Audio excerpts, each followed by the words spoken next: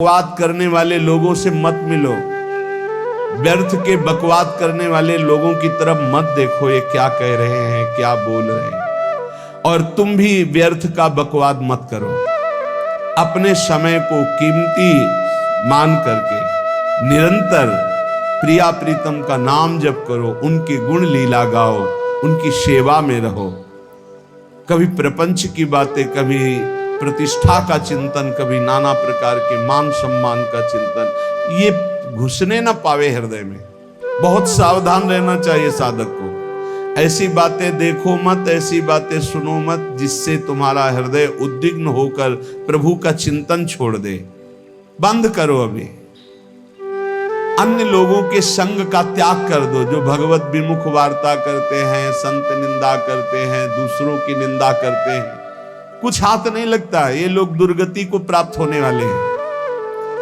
भक्तन निंदा अति बुरी भूल करे जिन कोई, किए सुकृत बहु जन्म के छिन में दारे खोए। पर निंदा के किए ते नहीं, आवत नहीं कछुआत, मूर्ख पर्वत पाप को ले चल अपने साथ। तो अलम कश्यापि संगत्या, ऐसा संग मत करो जिनके पास बैठने से भक्त निंदा, जन निंदा, भगवत निंदा हो। ऐसे से दूर रहो।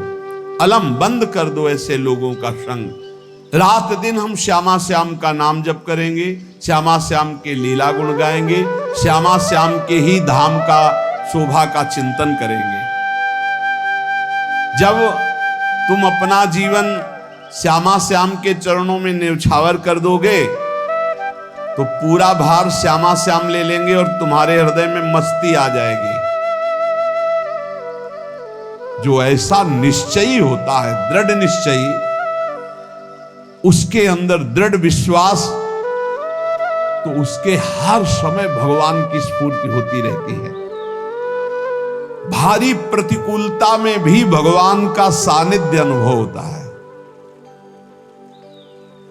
वो अनुकूलता में तो भगवान के दुलार को देखता है, लेकिन प्रतिकूलता में भगवान की विशेष कृपा को देखता है।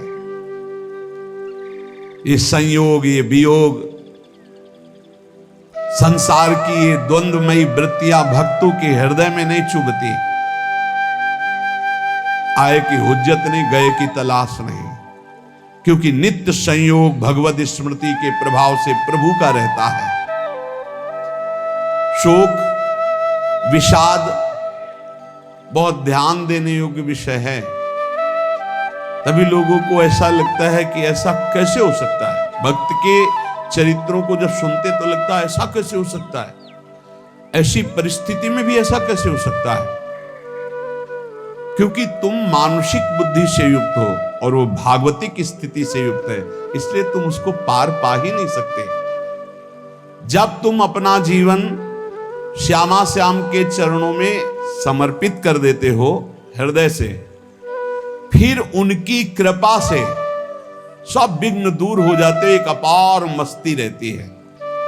नहीं तो शोक, विषाद, दुख, क्लेश, कष्ट, संताप, भय, उद्वेग, ये सदैव सताते रहते हैं। इसी से डिप्रेशन होता है। बार बार नकारात्मक चिंतन, शोक, विषाद, दुख, चिंता, क्लेश, संताप, भय, उद्वेग, यही पूरे मानसिक स्तर को नष्ट कर देते हैं। उत्साहहीन जीवन हो जाता है। जब तुम श्यामा श्याम को समर्पित हो जाते हो तो ये सब प्रवेश भी नहीं करते, एक अपार मस्ती बनी रहती है। अब क्या होगा? श्यामा श्याम जो करेंगे वही होगा। श्यामा श्याम पता नहीं कैसा करें, नहीं, वो सदैव मंगल भवन है, वो जो करते महामंगल होता है। यह निश्चय उपासक के हृदय में आ जाना चाहिए। इसलिए अपना सारा मन, सारी बुद्धि, सारा जीवन, प्रत्येक श्वास प्रभु को अर्पण कर दो, फिर देखो तुम निहाल हो जाओगे। दुख, शोक, विषाद, क्लेश, कष्ट, संताप, भय, उद्वेग, ये उसी को व्यापते हैं जिसने अपने जीवन को प्रभु के चरणों में अर्पित नहीं किया। इसलिए तुम अपना सारा मन, सारी बुद्धि, सारा जीवन, प्रत्येक श्वास केवल प्रभु को अर्पित कर दो, फिर देख लेना श्वास कैसे अर्पित की जाती है। राधा राधा राधा। बुद्धि कैसे अर्पित की जाती है। एकमात्र निश्चय भगवत सुख ही सुख है। ये जागतिक सुख सुख नहीं, ये दुख है, ये ऐसा दलदल है जिससे आज तक कोई नहीं निकल पाया। सारा मन, हम मन से केवल प्रभु का मनन करें, बार बार मन को संसार से हटा के नाम में, रूप में, लीला में, धाम में लगाएं। बहुत प्रसन्नता हो जाती है उस उपासक के हृदय में जो अपना मन बुद्धि प्रभु के चरणों में अर्पित कर देता है। भगवान ने तो इसको बहुत उत्तम स्थिति बताया है कि मेरे से कभी वो अलग हो ही नहीं सकता यदि मन बुद्धि अर्पित कर दिया। मयि एव मन आधत्स्व मयि बुद्धिम निवेशय, तो निवश्य मयि एव अत ऊर्ध्वम न संशया। बिल्कुल संशय नहीं, वो मेरे में ही निवास करेगा जिसने मन और बुद्धि अपनी मेरे में अर्पित कर दी। बहुत प्रसन्नता रहेगी उस उपासक के जीवन में जो अपने आप को मन बुद्धि सहित प्रभु के चरणों में समर्पित कर दिया है।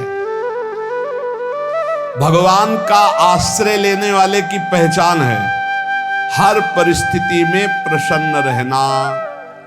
देखो आप भगवद आश्रित हो कि नहीं। देखो अनुकूल परिस्थिति में तो सब प्रसन्न रहना, लेकिन प्रतिकूल परिस्थिति में प्रसन्न रहना ये भगवान के भक्तों का लक्षण है। हर परिस्थिति में प्रसन्न रहना ये भगवान के भक्तों का लक्षण है। आनंदगन भगवान का आश्रय मिलते ही आनंद छा जाता है हृदय में। उनके पास आनंद का अभाव होता ही नहीं है। जैसे सूर्य का प्रकाश उदय होते ही सूर्य का प्रकाश संपूर्ण अंधकार को नष्ट कर देता है, ऐसे ही भगवान का संपूर्ण आश्रय लेते ही सब दुख चिंता शोक नष्ट हो जाते, आनंद ही आनंद। तुम भगवान के मंगलमय रूप को नहीं जानते हो, पर उनके मंगलमय भाव को, विधान को मानना शुरू कर दो। जो भी होता है मंगलमय होता है। हमने जीवन में देखा है, अगर इधर कोई बहुत बड़ा सुख दिया तो देर नहीं लगेगी, 24 घंटे नहीं व्यतीत होंगे और ऐसे दुख दे देंगे, जिससे दोनों का समान भाव रख करके ना दुख में तुम भूलो प्रभु को, ना सुख में फूलो, सीधे भगवत मार्ग में चल। पूरे जीवन की बात देखा है। भगवान के मंगल विधान में सदा सर्वदा सुख ही सुख है, इस बात को मान के प्रसन्न हो जाओ।